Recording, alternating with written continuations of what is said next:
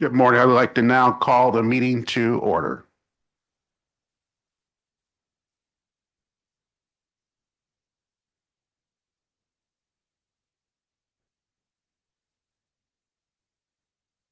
David, you're up.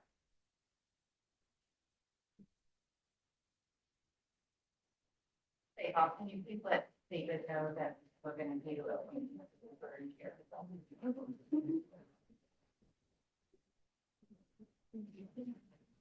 Appointing temporary chair by David Lancer. Yes, hello, good morning, David Lancer, Retirement Board Counsel. We don't have a chair at this point, so and that's one of the early orders of business for the meeting, but we need to have someone step in as the temporary chair just for a few minutes just to get the meeting started.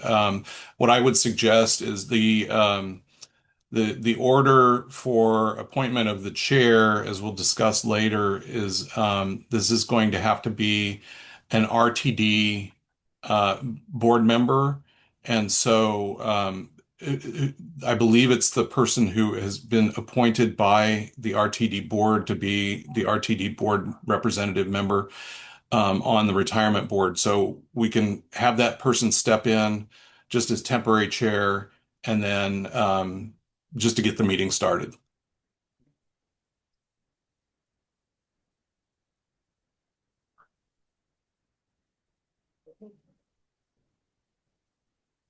And that would require just a nomination and then a vote.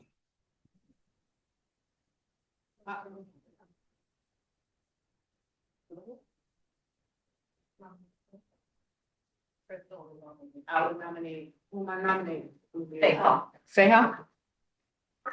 Is that how I pronounce it? ATU nominates Seha as the temporary chair.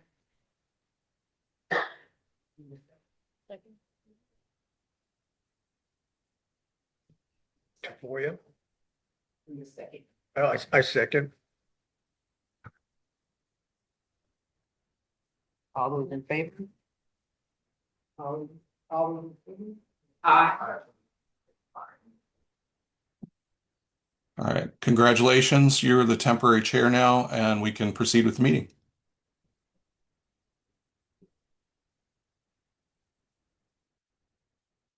Moment of silence and reflection. Moment of silence and reflection.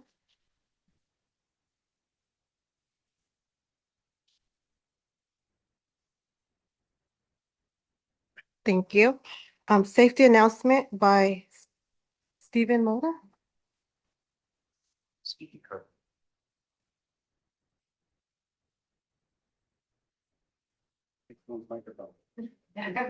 Just realized that one's missing. Good morning, everybody. I'm Steve Moda. I'm the safety administrator for RTD. I'll be giving your safety announcement this morning. In case of emergency, we have two exits out of this room. Our primary exit will be here to my right. Exit out this door. We'll go down to the lobby, go out to the middle of the tarmac. We'll reconvene over at the corner of Channel and Sutter. If for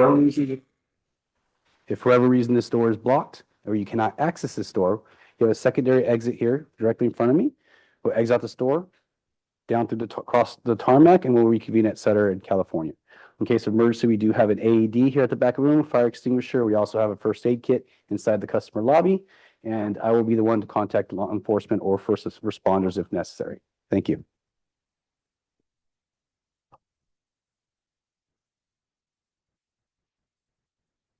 Pledge of Allegiance.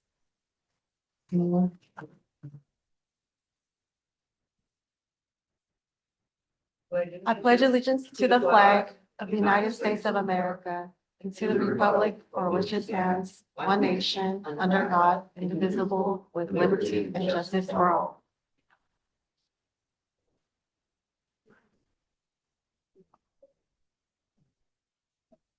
I will do the roll call vote.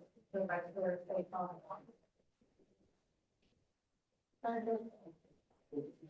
Director Crystal McNeely. Present. And Director Edgar is absent. As his alternate, we have Director Arthur Tyler. Present. And the alternate for the Director Delmer. Present. Thank you.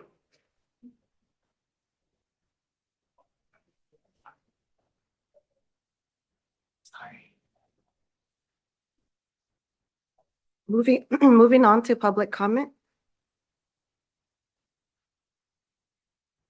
Is it on? We'll call him. Thoriel Washington? How do you pronounce your first name? Thornell? Thornell.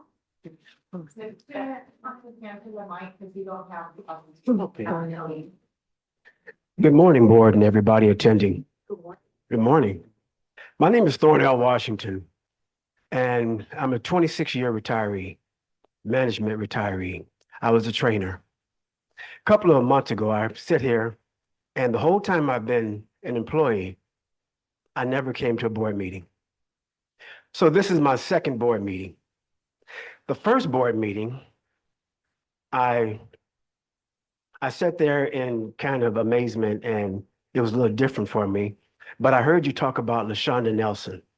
I heard you talk about your training board, your training people. I trained all those people.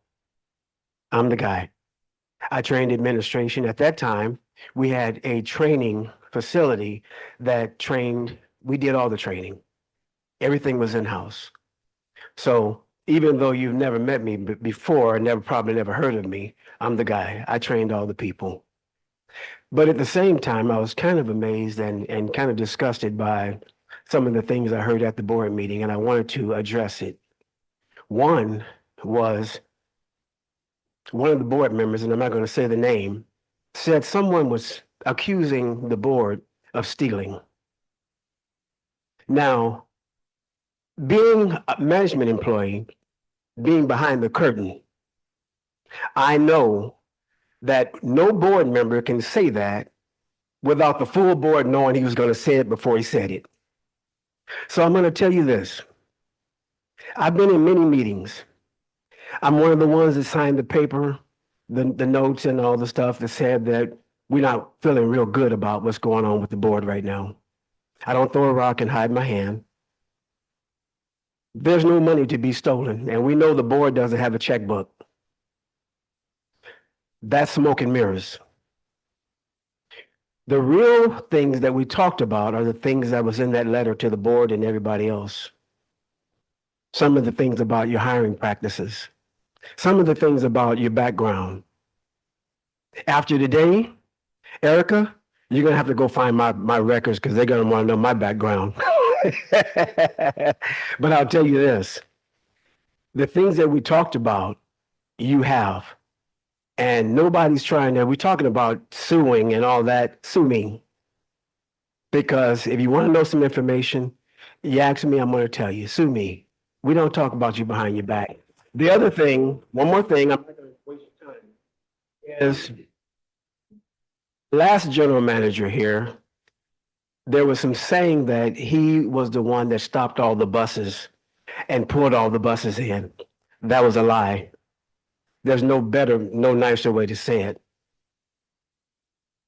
Those drivers brought you your product, the buses, because they loved the way he was managing those drivers.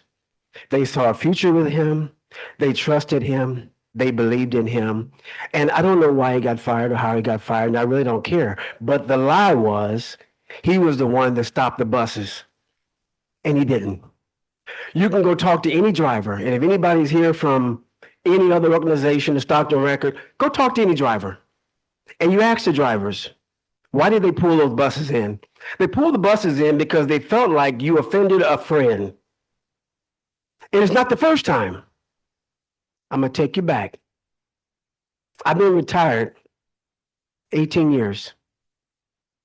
18 years ago, they stopped the buses also. They tried to fire me. The drivers told Donna Kelsey, it was 5:30 in the morning. If Thornell is fired, the buses don't go out.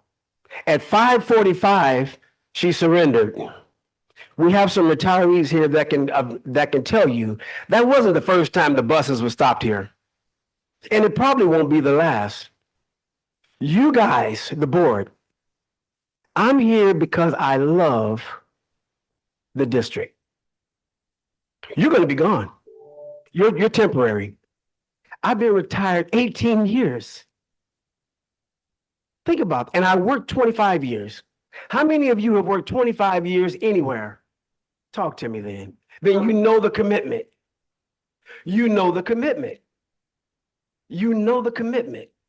I'm here. I have a home in Vegas. I flew here today to tell you guys a piece of my mind. If you want the drivers to care about what they do, and they're your first line of defense, they're the ones that see your customers. I taught dealing with difficult people. I taught all of your administrative staff. I taught your mechanics, anybody here with more than 18 years seniority, I'm the dude. I'm the guy, including Erica. If you want these people to respect you and work hard for you, how many of you been to a VTT meeting? Every month they have a class. Every month. How many? That's why they love that guy that you guys kicked out. Because he would go to the VTT meeting, he would have lunch with them, he listened to them, he let them know that there was a future. I'm gonna tell you something else you can investigate, and I won't elaborate on it. Thornell, Washington, I retired here at 48 years old with a lifetime medical. I can drop the mic. I retired at 48 years old. They opened the retirement plan so I can exit. And a week later, they closed it. I'm going to say it again. This district opened the whole retirement plan because they couldn't fire me, because the drivers liked me too much. And then a week later, they closed it. Try to retire at 48, any of you, with lifetime medical. They made me wealthy. I sit here and tell you this, board members, you're the first line of defense. I feel like, we feel like you're trying to close this situation down. Anytime you receive, you know how hard it is to get a position at COG, a seat at the table? I worked there 26 years. They would never give me a seat at no table. I ran the district from behind. You guys don't want to see the table with COG. They're the guys that give you all the money. That's what the letter was about. The letter was about hiring. Hiring people that don't deserve to be hired. You know how much stuff they made me go through to get hired? I put my phone number on there. Any board member, you call me and I'll tell you a story that I can't even tell you right here because they don't want to hear the word. Excuse me. Sorry, this is Dave Lancer, the board counsel. And this is Anyway, at the discretion I'm of done. the chair. Anyway, I'm done because you don't want to hear it. But I'll tell you this before I'm done. The fact that the retirees are here, you guys got a problem.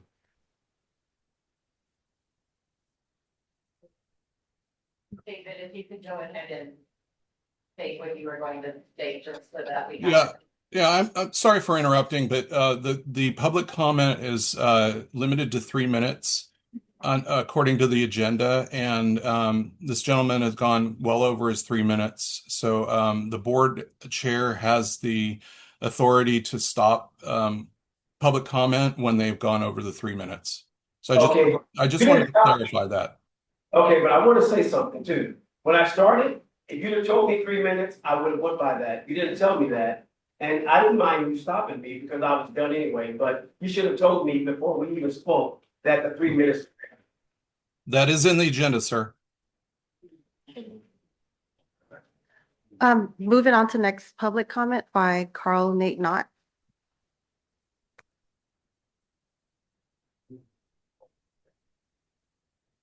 Yeah, I just want testing. Testing 1, 2. Okay. I just wanted to mention, I'm glad that there is a retirement meeting happening since I believe the last one was last November. And we've made several comments about that at previous board meetings. So it's good that they're meeting. This needs to be settled. The comment I will make that I made at two or three previous board meetings, the district did pass an annual budget on the consent calendar without a transparent presentation. So I'm glad now that this meeting is being held because you really can't have an annual budget until you figure out what your contributions are to the retirement plan. So now you can get to work on the retirement plan and getting it straightened out and taking care of all the retirees. And now you can seriously work on your annual budget, which needs to be presented publicly. Thank you.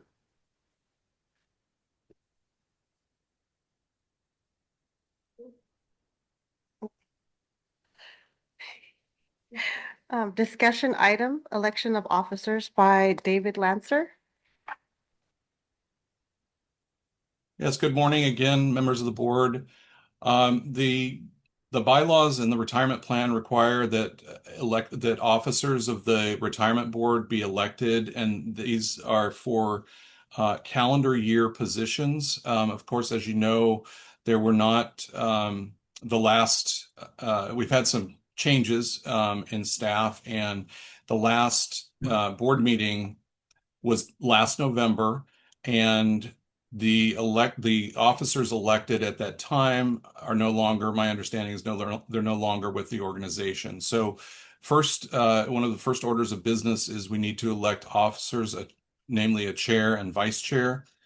According to the bylaws and the plan, they alternate between a union representative and an RTD representative. Again, my understanding is that the last board chair was a union representative. So this year, for the remainder of this year, which would be this meeting and the November meeting, we need to have a RTD representative as the chair. I also understand there's only one RTD representative right now.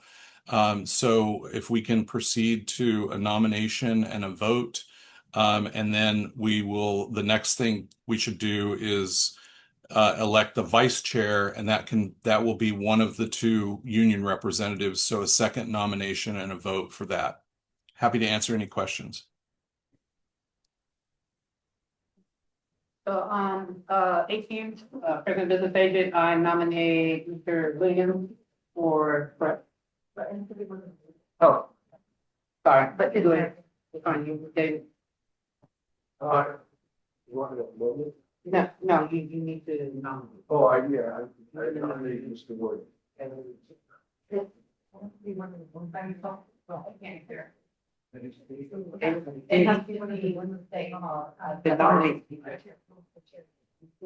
chair will be one of you two. One of you two.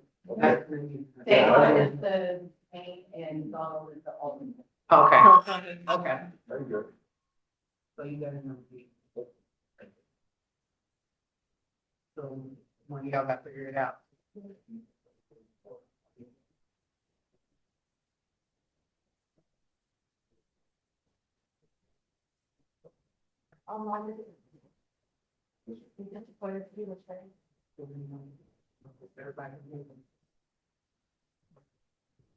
I nominate Mr. Tafoya for chair.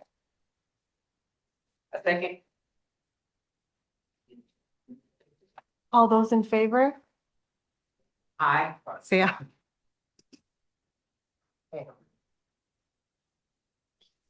Okay, thank you. And then now a nomination and a vote on the vice chair. And I'm sorry, it's a little bit hard to hear folks, so have patience with me if you have any questions. Just talk into the mic, please. I'd like to nominate Edgar Bellatano as vice chair. Nominate as vice chair. Okay, I stand to be corrected. I'd like to nominate Crystal Lee McGee as vice chair. I said, oh, you go ahead. I'll second that nomination. All those in favor? Aye. Aye. Where's aye? Sorry, for the record, who seconded the nomination of Donald being chair? Crystal did the second. Okay. Okay, so now Donald would have the script, and Donald would Zoom leading, and on each item on the agenda. So I start here. Item consent calendar, motion approving the minutes of November 20th, 2025 quarterly retirement board meetings. Sorry, it'll be discussion item 9A. Oh, 9A. 9A, excuse me. Non-represented members process. Okay, and Present. I believe this is me again. Yeah. So under the bylaws and the retirement plan, the other RTD representative on the retirement board is a person who it doesn't have to be an employee. This can be a member of the public. It has been a member of the public in the past. This person is nominated by the CEO, the RTD CEO, and with the approval of the unrepresented employees. And it doesn't have to be a unanimous vote of the unrepresented employees, but it does have to be at least a majority vote to approve that person. And then once that person is recommended by the CEO and approved by the employees, they'll be appointed by the RTD board. So that's the process, and the CEO can conduct a search for a person who's willing to serve on the board in that capacity. The same would be true for the non-represented alternate member of the board as well.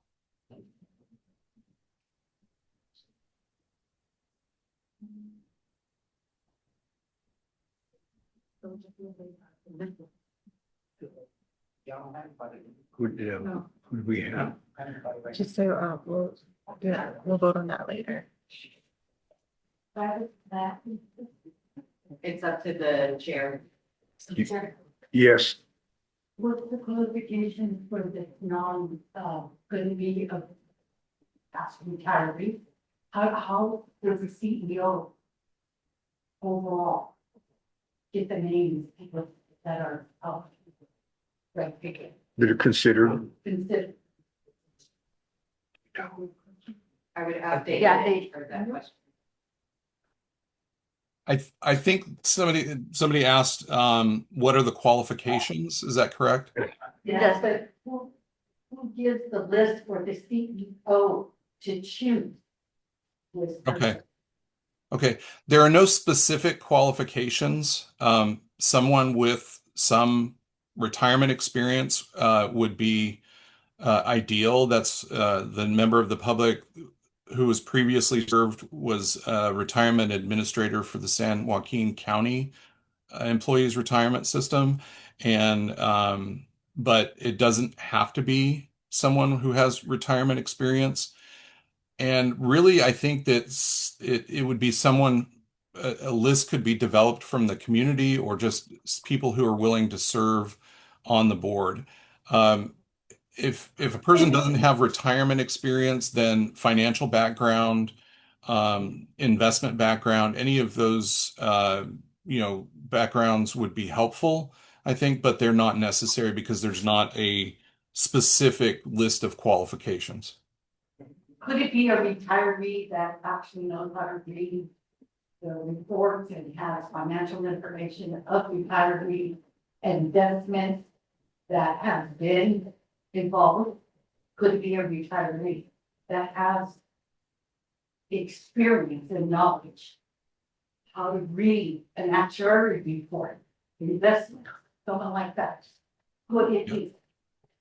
It could be a retiree. There's no restriction against it being a retiree of the plan.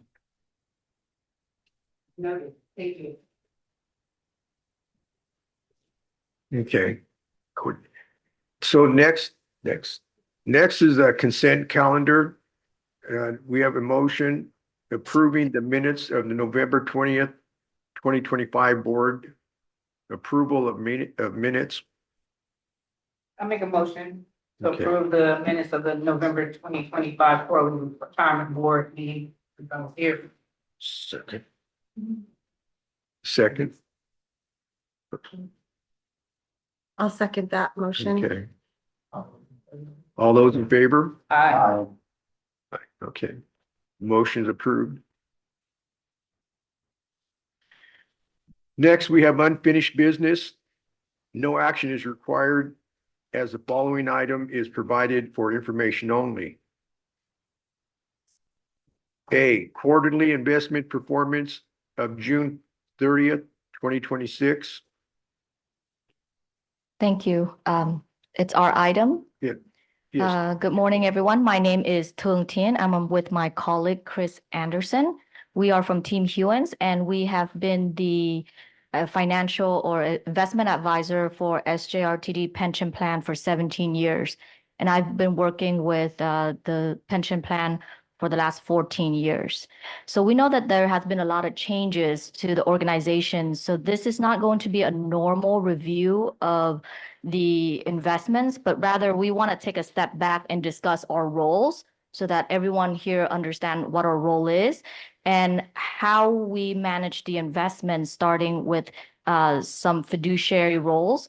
And then Chris will touch lightly on our investment philosophy, because we feel that in order to read the reports and understand what's in it, you have to first understand the philosophy. And then we will touch briefly on the performance.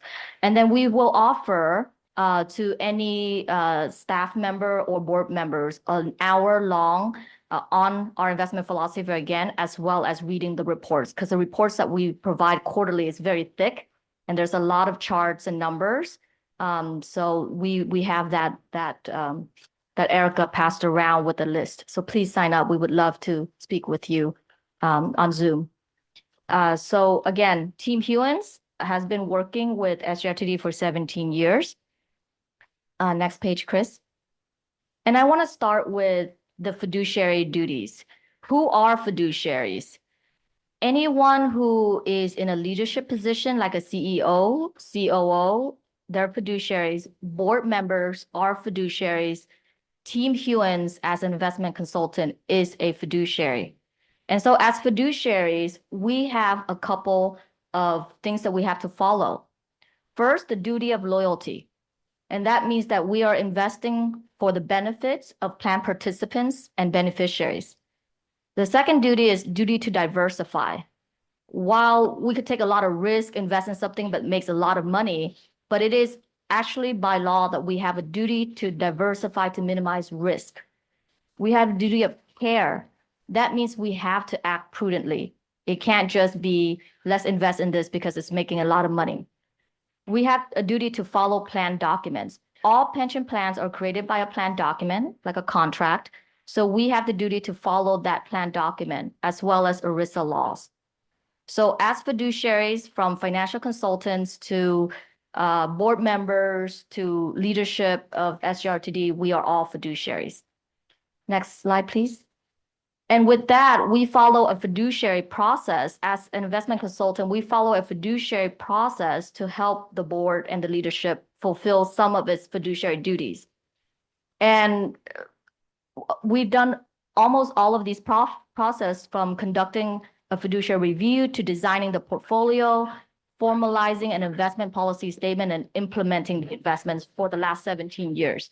And it culminates in monitor and supervising what's going on. So every quarter, we provide the board and the staff with a quarterly report. Whether we go into meetings or not, we provide a quarterly report showing how the performance of the portfolio comparing to different indices, benchmark, etc. And reviewing that is the process of the fiduciary role. So every quarter, we will provide that report. The report is very long. Today, we are not going to cover the entire report, but rather, after Chris provide a bit about our investment philosophy, we'll cover just a bit of it. But in future meetings, our goal is to cover the performance, a bit of the report. We will highlight what's important that we think is going on in the world, in the economy, and if there's any changes that we recommend. Thanks. And just to add to that, for example, in 2023, when the board voted to change the asset allocation for the pension plan to match the asset allocation of the health plan, it was going from 60% stocks, 40% bonds, to 70% stocks, 30% bonds. We went back to step 3, for example. So that's why the arrow is there. Whenever a change is voted by the board for the plan, you go back to the formalization, the documentation, implementation, and then it's back to monitoring. So I just want to be clear that it's not just step 5 that is being done throughout time right now for the plan. So in terms of investment philosophy, I'm going to be brief. Like Toon said, we can go in much more detail. So if you join us for a longer meeting, we'd love to go into that. I personally enjoy the details. But the big picture is, like Toon said, we have a duty to diversify. We also don't believe that you can time markets. So timing markets means trying to predict what the stock market is going to do and take advantage of that. At the end of the day, we don't believe anyone can do that effectively. And so trying to do that puts the pension plan at risk of having negative outcomes. So we don't do that because we believe it tends to hurt more than it helps. However, you can build a portfolio for the long term. And so that's what we've done with the pension and health plans is we've constructed a portfolio that balances growth assets like stocks with preservation assets like bonds, as well as diversifying across all countries, sectors, and types of companies to create a portfolio that should handle any kind of market environment. However, we can do a little bit of what's called tilting towards areas of higher expected return. So once again, we look like the broad market to be prudent and manage risk. However, there's a lot of academic research that says there are certain areas of the stock market that has higher expected returns over the long term. And so we move the portfolio slightly towards that. Not a bet because we're not moving away from prudent management, but it does give a little bit of exposure to potential upside for the plan relative to the benchmark. So going into the tenets of the philosophy a little bit more, we've mentioned diversification a lot. There's no, it's because it's a very important part of the philosophy. And this chart hopefully explains part of why we're talking about investing across the world and not just the US. It's because there are a ton of countries and companies and sectors and markets out there besides the US. Yes, the US makes up 60%, 62% of the global market, which is a lot. But then there are all these other countries that you can get exposure to. And for example, when you get outside of the US, there can be a time when the US doesn't do so well compared to the global market.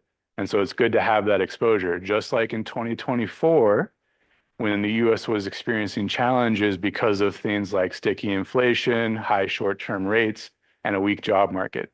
During that period, international stocks outperformed by a large margin.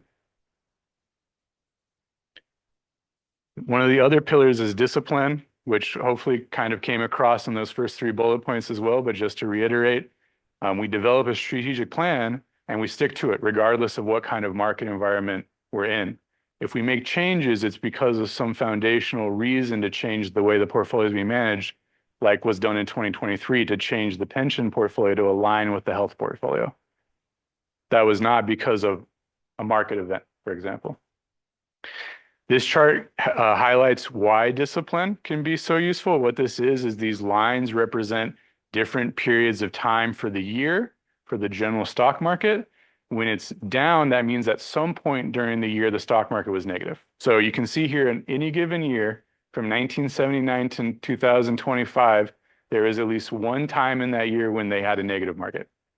However, the dot represents where the market actually ended for the calendar year. This just goes to tell you that you cannot predict where the calendar year market return is going to end based on where you are at any given part of the year. Great example in 2024 in April, when tariffs were kind of the biggest conversation, markets were very negative and there was a very negative outlook on the markets. But that changed quickly, and 2024 ended up being a good year for markets as a whole.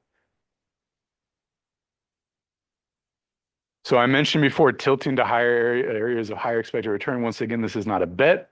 We still look a lot like the broad market. We're making these small differences based on academic research. And what this chart shows you is the 3 main, what we call factors of higher expected returns. Size just means larger companies versus smaller companies, with the academic research saying that smaller companies tend to outperform larger companies in the long run.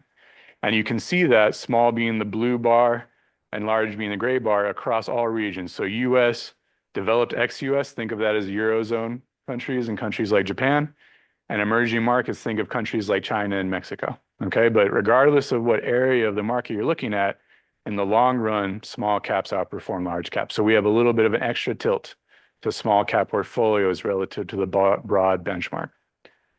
Relative price is just valuations. So valuations is what you're paying for a stock given to what you get, which is earnings, okay? Because as a stockholder, you're owed a portion of that company's revenue. That's the whole idea behind stock ownership. What this is showing you is that value companies, which are companies where you're basically getting a better price on the stock for a given amount of earnings relative to a growth stock, value stocks outperform in the long run. Growth stocks are expensive because people believe they're going to continue to grow more than value stocks in the future. But if you're paying for that expected growth, then that doesn't necessarily mean you're ahead. We're not saying we don't have growth stocks. To be clear, we are the broad market, so we have a lot of growth. But we have a slight over allocation to value relative to the broad market. Profitability, that's just high profitability companies versus low profitability companies. This is another way to look at the market and slice and dice it. And once again, the data shows that high profitability companies outperform low profitability companies across all regions. And so with that, we're going to go briefly into the plan performance, but we're also going to talk about how to read the report. Once again, if you join us for that other session, we'll talk a lot about how to read the report as well. So we'd love to have you.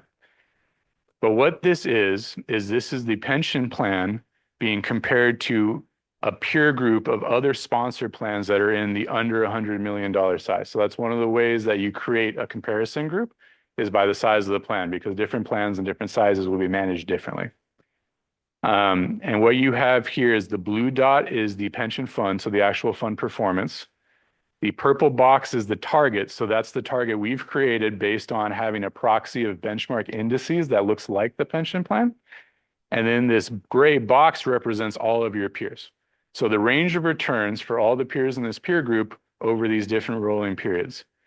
There is a place for outliers. So that top 10% and bottom 10% will not be in the gray box, which is why you see, for example, the plan is in the 6% and slightly above the gray box. But what you can see here is that the pension plan has ranked really well compared to its peers in every period here. I mean, the lowest ranking is the top 30%, essentially, for the last quarter. And keep in mind, like we said before, the pension plan was actually invested more conservatively before 2023. So even when you look at the last 5 and 10-year periods, and since inception, going back 2009, top 22% of the peer group, even though they had a more conservative allocation up until recently. What you can see, for example, is the plan did underperform its target in the most recent quarter. Every other period, the plan is ahead of its target. There's been some recent kind of short-term dislocations in some of the value funds relative to their benchmarks. And it's relative to the AI rally that we've been seeing in the market, where certain companies like semiconductors have done really well. So we're not concerned that the plan is underperforming its target in such a small period of time, because we're talking about 3 months relative to what is done over the last 13 years or so, 17 years. The returns are covered, but I would read off them. Yeah, so last quarter we had a 9.3% return relative to the benchmark return of 11.1%. I actually looked to get more recent numbers as of yesterday. Now the pension plan is actually up 11.9% for the year. For the year, and ahead of the benchmark now by 70 basis points. So it's since the end of the quarter, the plan is now ahead of that target again. If you look since inception, the plan has an annualized return of 9.98% relative to the benchmark return of 9.56. So on an annual basis, we're talking about 40 basis points of outperformance relative to the target.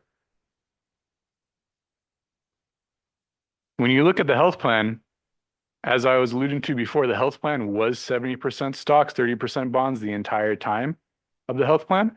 So it actually has even better comparisons when you look over longer periods of time. In the top 15% are better for every period except for the last quarter. The only difference between the health plan and the pension plan is the bond manager. In the pension plan, we use what's called Agincourt. They're what's called a separately managed account manager, where they invest in individual bonds. The health plan is smaller, so we invest in mutual funds, which is basically a manager that has a pool of investments that people buy shares into. So that's the only difference between the two plans. Generally speaking, in the more recent periods, performance is very similar between the two plans. But when you look in a farther back period, on a peer group basis, the plan looks even better. Top 15% since 2014, annualized return of 8.47% versus 8.24% since 2014. So about 20 basis points outperformance every year since inception.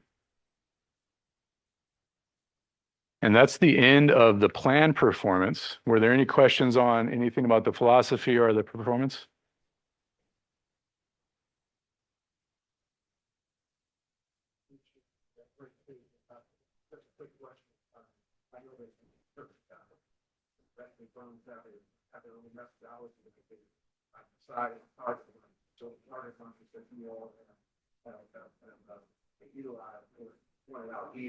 What is the methodology that you want to determine target markets that you're trying to reach?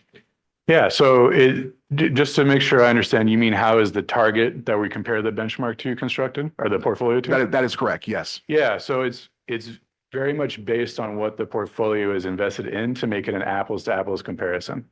So for example, if the portfolio has a certain amount of stocks, then you're comparing that to the stock market. And if you have a certain amount of bonds, you're comparing that to the bond market so that it is basically a good comparison.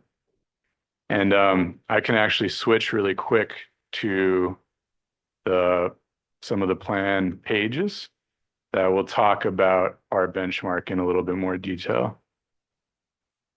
So all the way down here in the fine print, we have our benchmark fully laid out, and it goes as granular as each sector of the market we invest in. For example, you have this index called Bloomberg Aggregate Index. So that is a proxy for high quality bonds. Because the portfolio is 70% equity, 30% bonds, 23% of it is in what's called high quality bonds, where we have a small sleeve allocated to high yield bonds and emerging market debt bonds, which give a yield boost to the portfolio while also diversifying it. Because when you have emerging market bond exposure, you have exposure to other countries' debt as well as just the US debt, for example. So that's where you have the 23% Bloomberg. You have 3.6 ICE, BOFA, ML high yield, double B/B constrained. That's the benchmark for high yield bonds. And then you have this JP Morgan EM global bonds. Those are the benchmarks for emerging market debt. So it gets pretty granular. And the reason to do that is the comparison of the plan versus the target tells you how the managers are doing. So it's a skill of the managers in that given period. Whereas the peer group comparison is how is the plan doing compared to other plans like the plan, right? So they're both useful comparisons, but they're used for two different things. My next question has to do with if I'm in, it's good to see retirees here and that this is what we want. We want to be totally transparent. That is my goal. If I'm a retiree, just looking at the previous slide under pension plan performance, outside of the last quarter, you did mention that you guys didn't quite meet the target in the last quarter. Mm-hmm. But if I'm looking at the last fiscal year, the last 3 years, last 5 years, correct me if I'm wrong. If I'm looking at this, it seems like we have hit the targets. Yes. And we have a pretty much a good solid pension plan. The investments are looking very good. I mean, you're Yes, talking yeah. about top quartile performance and better for pretty much every period here. So my philosophy has always been, if it's not broke, don't fix it.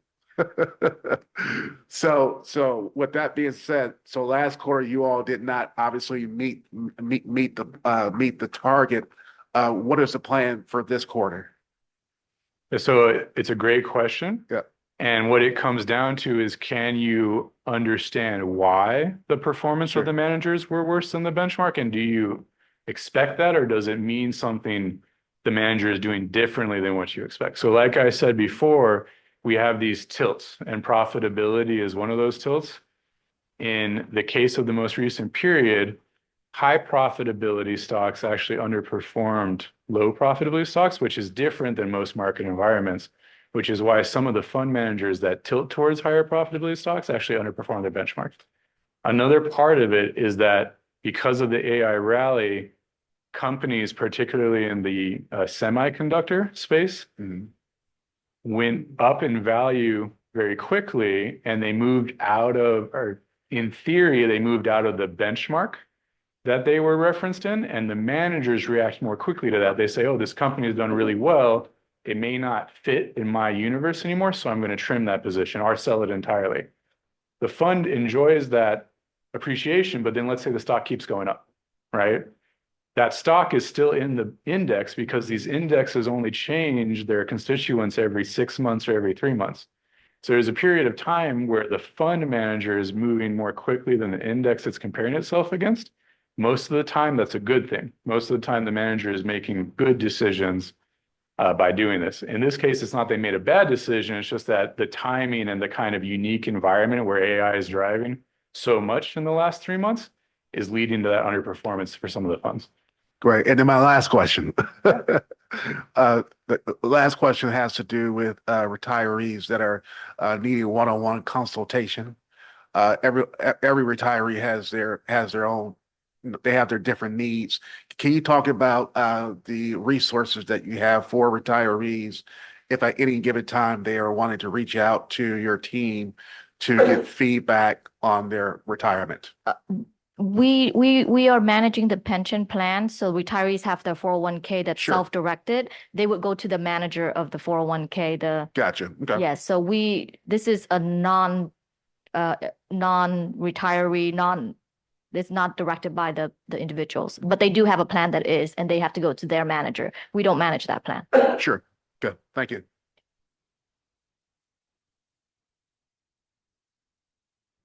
That's it for us. Once we have anything.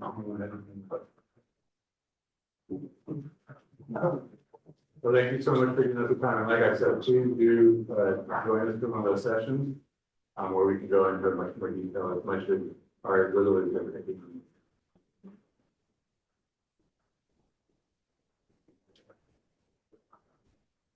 Okay, Ken. Next on retirements. An update on retirement since last meeting presented by HR Administrator Erica Bryant. Oh, here. Oh. Sorry. Okay. Good morning, board. I just want to present the last update from of retirees from the last board meeting. And we actually had 2 members retire. Looks like one fell off, but we actually had 2 members. Virginia Alcaide, which is our finance director of financial planning, and we also had a electronic technician that just retired as well. So both with 25 years of service, and they were both regular retirement. So that's basically my update. Next, questions and comments from retirement board and staff. I'll go. Okay. Sure. Go ahead. Good morning.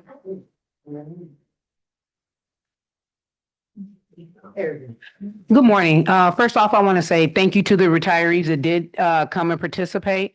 ATU Local 256, President Business Agent. As some of you know or don't know, that ATU came into place 256 in 2018 when the former president, Ralph Nez, and I, as the vice president, and came in the international placed Stockton into 256 care due to the inability of the leadership at that time. And since we've been here and I've been on this board, I've been dedicated to making sure that we continue the uphill climb that when I came in on this board, that some of the retirees who were present were under and in. And since that time, this is the fullest that this board has been since 2018. The one gentleman who was in Vegas, I wish he would have stayed so I could have addressed him in regards to some of the comments. Some of the comments levied in regards to the bus and all that was not for this retirement board meeting. The board that some of the discussions, other than this gentleman right here, I'm sorry, Nate, other than Nate, which was very much accurate, and I appreciate that. But it's disingenuous to, especially since I'm the lone person who has been here, is disingenuous of people to, I won't say accuse, but insinuate that this retirement board has done either malfeasance or is moving incorrectly, because that is not the case. A lot of times we move on fear, false evidence appearing real, and a lot of that seems like it's permeated in this room today. So I want to, I'm glad the Team Hewens is here to show that the only quarter that has, I would say, we did not meet our target was this last, 3 months ago? And that the board that I sat on has diligently continued to grow this pension plan. So with that being said, I appreciate that we now have a full board, and that we will continue growing the pension plan. And I would appreciate if people stop false evidence appearing real and fear mongering my ATU members, retirees included. With that being said, I pass it over to the chair. Thank you for your time.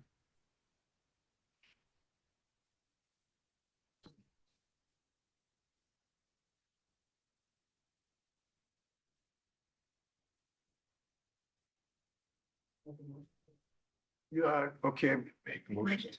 Yeah, motion to adjourn. Second. All those in favor? Aye. Aye. Aye. We're done. We're done. Thank